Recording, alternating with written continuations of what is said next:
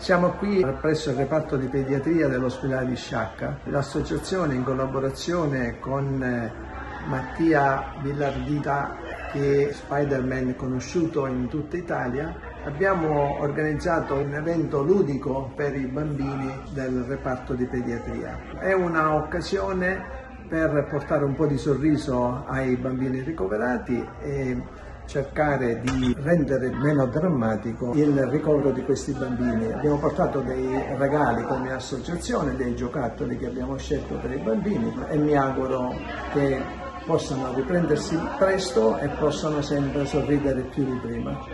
Io sono qui per, tra virgolette, un caso e tramite amici, insomma, della città dove sto io, che è Savona, quindi c'è questo collegamento Savona-Sciacca che ha voluto poi che portassimo a termine questa meravigliosa giornata, e ringrazio tutte le persone ovviamente che hanno consentito questo. Io sono felice di investire una parte del mio tempo libero in questa attività che va avanti da quasi 10 anni.